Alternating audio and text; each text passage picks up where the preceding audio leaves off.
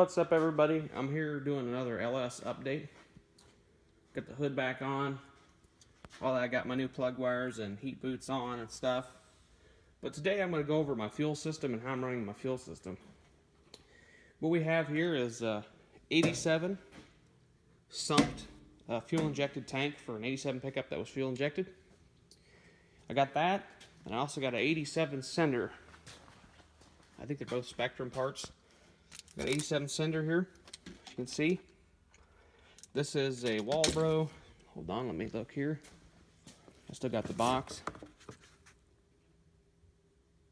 A GSS 340 fuel pump, new, high flow. Fuelsystems.com is where I got that one. And here's the Spectrum premium sending unit. That's the part number there. I think I even have the box for the tank here, so I probably have a part number for the tank as well. Yeah, there it is, the GM 1C. I also used, spin around, make you dizzy here. I also used these Earl's pipe tube fittings. I did moved one in a little bit because I wasn't totally tight onto it, so I did that. I just cut the ferrule off, and hopefully it won't leak. I'm just crossing my fingers here. There's the part number for that one. This is a 5/16. The part number is kind of screwed up, but it's one part number off here. And this is the 3/8. There, that's a 5/16. And a 5/16 is your turn, 3/8 is your feed. And of course, I'm just gonna go ahead and wire this up. I'm gonna get me a 2-pack weather pack, or 2-plug weather pack, and wire it into my harness. I've got a new sender wire because mine's pretty much rotten, and a new power feed. It's 12 gauge. It's gonna be God's plenty heavy to run back to this plug for my fuel pump. So we'll do fuel pump. I'm gonna run this down and pull the old sender wire out with it. The sender works. I'm gonna go ahead and mount this in the tank. I got the boot on. You have to modify the bracket a little bit to make this fuel pump fit. You have to grind out a little round on the bottom there. It's not quite, it's a teardrop shape, and this has got a round bottom, so you gotta kind of open up the teardrop a little bit on the sender. But other than that, it is seems to be a good way. If these hold up and don't leak, I'll be really happy. Of course, that's gonna be a vent. I'm just probably gonna put a fuel filter on there and a vacuum cap, and I don't really know where I'm gonna put it, but I thought about running it all the way up to the front, but it should be good back there. I'll just put it out of the way with the fuel filter. If it gets to the point where it won't take fuel, I'll just pull the filter off and replace it. So yeah, I got one bracket on the tank over here, so I just got to work on getting the other bracket. Then I got to work on getting my line, all going to run all AN line. I got some Russell's A in there. Got some more Summit Racing fittings. Got some angled 45 fittings that are going to go on the back of the fuel rail and point it downwards. I probably should have went with 90s, but that should work. I want to get them kind of pointing and going down that way. I'm going to run it down. I'm probably going to drive it on the probably going to run it on the outside of the frame to keep it away from my exhaust. So that's what I'm going to do. Got some Blue Sea Systems fuse holders for a fuel pump, and got another one for a fan. And then I got another one laying in the truck for a fan too. So they're going to be mounted here. Well, that's the main fuse for the computer. These are the 2 relays for the fan. I'm going to build me a relay or a fuse holder, probably bolt to the battery tray or the fender. That'll hold them 3 fuses for the both the fans and the fuel pump. This is the fuel pump's main hot lead. This is going to run down to the fuel pump. I'll put a quick disconnect on it in case I ever need to remove the cab or something and I don't want to have to cut the wires. I'll also do a quick disconnect on the sender as well. They're both up here, so I will do that. But yeah, I cleaned up a lot of the wiring. There's my distribution block up there for the fans, and the fuel pump I'm going to run straight to the battery and fuse them. I'm just going to leave that to be its own deal there. Yeah, that ended up all coming out pretty nice. I got the heater hooked up. It works now. It blows hot. I was running it off the fuel bottle there. It runs great. I got a slight antifreeze leak coming out of this fitting here. It's only when it's got pressure on it. It don't leak when it's no pressure. So I'm thinking, there's a little bit of antifreeze there, but I'm thinking I'm going to go ahead and pull it off, drain the antifreeze down to that, pull it out, re-Teflon tape it a little bit more, and maybe that will solve the problem. I don't know.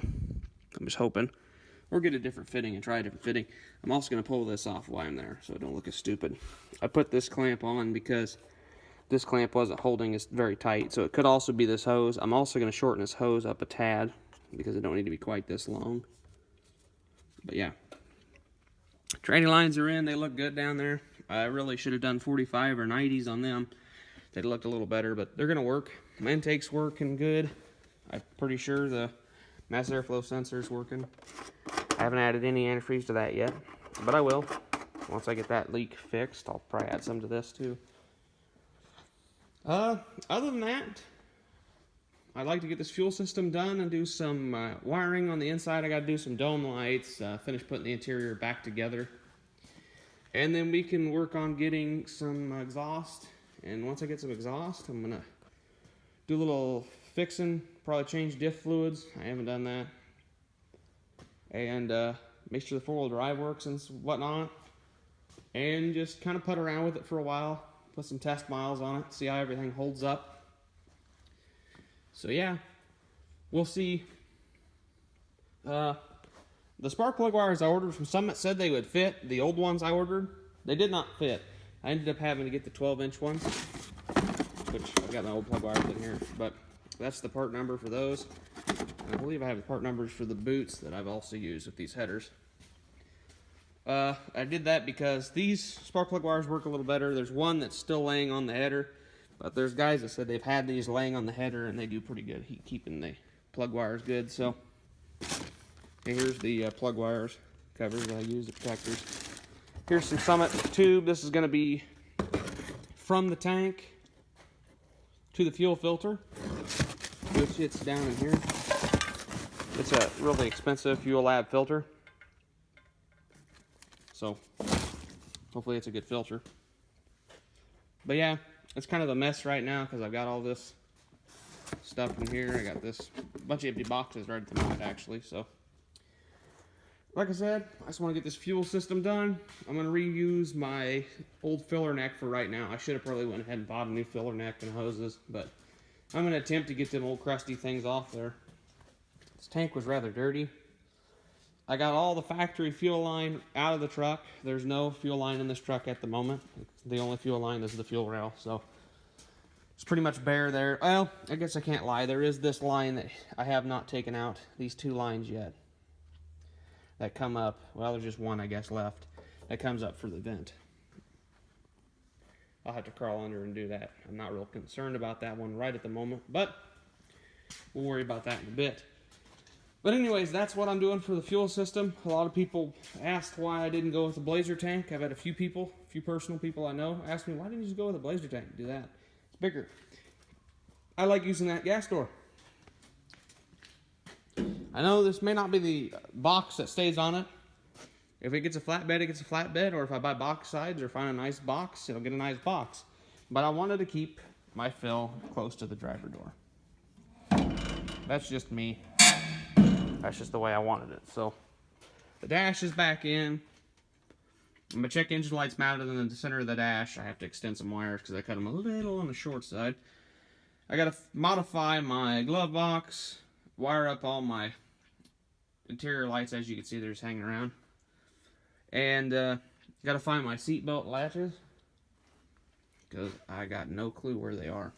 My seatbelt buckles. Got no clue. I know where my seat belts are. They're back there, but my buckles are gone. So, we'll find them. Anyways, but yeah, it's in there, and it runs, so hopefully I can get it to where it'll run by itself, and I can let it sit and idle for a while. After I fix that problem there, of course, I'll let it sit and idle, wire up the fans, let it sit and idle, hopefully get it up to operating temperature long enough to kick the fans on.